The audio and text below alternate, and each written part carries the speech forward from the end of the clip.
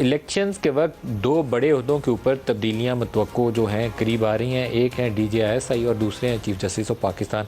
वाडा साहब, आपको लगता है कि ये मुतासिर कर सकता है इंतखाबी अमल और नताइज और ओवरऑल जो सियासी माहौल होगा पाकिस्तान? देखिए सर, चीफ जस्टिस साहब की तो मुद्दत मुलाजमत पूरी हो जाएगी तो नेक्स्ट इन लाइन जो होता है वो हो जाएगा। जहाँ तक आपने फौज से रिलेटेड सवाल किया सर, इसका को प्रीवी नहीं होना मुझे कुछ पता है। अच्छा, ये क्योंकि एग्जीक्यूटिव के नीचे एजेंसी जो DGI लगता है उसको प्राइम मिनिस्टर अप्रूव करते हैं, तो उनकी अगर मुद्दत पूरी हो रही है, वो रिटायर हो रहे हैं, उनकी वैसे तो 3 इयर्स टर्म नहीं पूरी होती, लेकिन आई थिंक उनकी रिटायरमेंट डेट इज़ ड्यू। तो ये एक बड़ी इंपॉर्टेंट पोस्टिंग है। लास्ट टाइम जो क्राइसिस शुरू हुआ था जनरल बाजवा और जनरल फैज़ वाला, वो यहीं से शुरू हुआ था। इमरान खान अटक गए थे और मसाइल बिगड़ गए। सर ये तो गवर्नमेंट जाने, उसका काम जाने, तो ज़ुबैर साहब हुकूमत से पूछते हैं। ज़ुबैर साहब आप फरमाइएगा।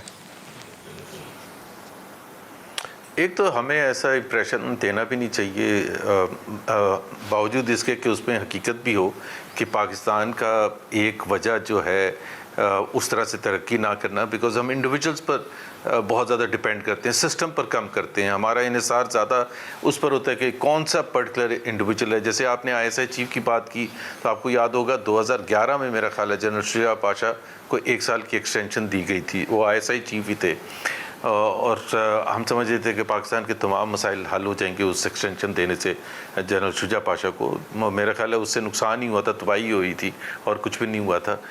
तो एक नॉर्मल चेंज का प्रोसेस होगा और पाकिस्तान फ़ौज जो है सबसे डिसिप्लिन्ड इदारा है पाकिस्तान का, सबसे प्रोफेशनल इंस्टीट्यूशन। आप कहते हैं कि नॉर्मल चेंज प्रोसेस होगा, nothing unusual is going to happen. आपका ख्याल है आम तब्दीली का एक मरहला होगा कि एक रिटायर हो रहे हैं, नई की पोस्टिंग हो जाएगी? अच्छा, मुझे तो पता भी नहीं था, आप बता रहे हैं मुझे। सो आई गेस एक नॉर्मल तब्दीली होगी और एक 3 स्टार जाएंगे तो दूसरे बेहतरीन 3 स्टार उनकी जगह आ जाएंगे।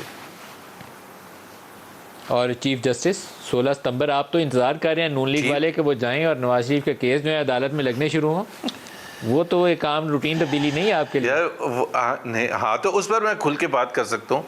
बिल्कुल, जस्टिस उमर बंदयाल ने बड़ा डिसअपॉइंट किया और सिर्फ PMLN वालों को नहीं किया, तमाम उनकी वजह से, उनके बेंच फिक्सिंग की वजह से और वो तमाम चीज़ें जो वो करते रहे हैं, इवन जब वो चीफ जस्टिस नहीं भी थे, साकिब निसार के बेंच का हिस्सा होते थे, तो ऐसी ऐसी चीज़ें की हैं जिसकी वजह से ज़ाहिर है court itself has become a laughing stock, मतलब जिसमें केस ही नहीं चल सकता, कोई सीरियस केस ही नहीं चल सकता, बेंच टूट जाते हैं। और कंसिस्टेंटली रेगुलरली ये एक एक्टिविटी हमने देखने में आई है और ओपनली एक रिवॉल्ट नहीं होता जिस तरह जो उनके ब्रदर जजेस हैं वो अपना ओपिनियन होते हैं, जबकि आज तक ऐसे देखा नहीं गया था।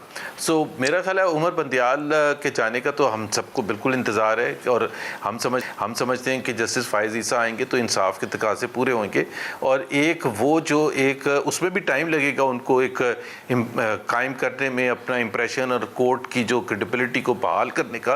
बिकॉज अब तो बिल्कुल नदीम साहब, आप पिंडी के राजा बाज़ार में जाके बताएं कि ये केस है और ये 3 मेंबर बेंच बना है, तो वो आपको बता देगा कि इसका नतीजा क्या होगा।